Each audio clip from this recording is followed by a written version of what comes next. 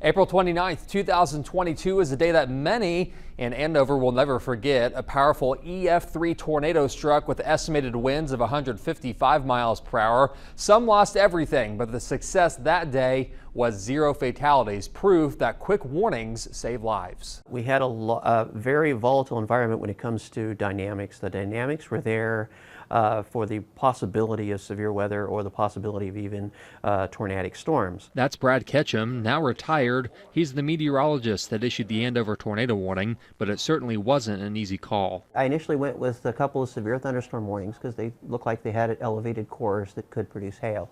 And as they went along, we started getting spotter reports of funnel clouds. Those reports came from Storm Team 12 storm chasers Scott Roberts and Lance Ferguson, who are chasing in the area. Really the only clue you had it was coming was that shear funnel, and the other thing that we see a lot of times in the real close storm environment, and that is that the wind from the southeast really gears up in the couple of minutes before a tornado. With that report of a funnel cloud, the National Weather Service decided to issue the tornado warning. Okay, now we've got a new tornado warning, so we're going to need to stay with you here. I looked at the guy that was with me and I said, "I'm going." And he goes, "What do you mean?" He goes, "I'm going tornado now."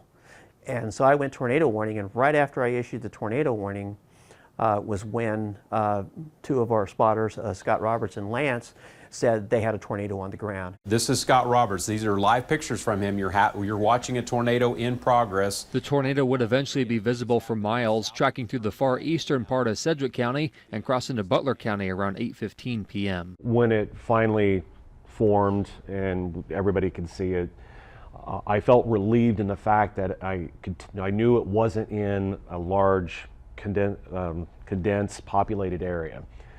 But then it hit me. Oh no, if this thing holds together, it's going to march right into Andover. And as it got closer, and then we started seeing larger pieces of debris, and this is before it actually rolled into Andover, that's when I'm like, this is not good. Tornado warnings sometimes come with 20 minutes to find shelter, but in this case, it all happened so quickly. Initially, it was hard for me to hear Brad say, if you hadn't have been there, we might have been several more minutes delayed, and the outcome at the Y could have been much worse.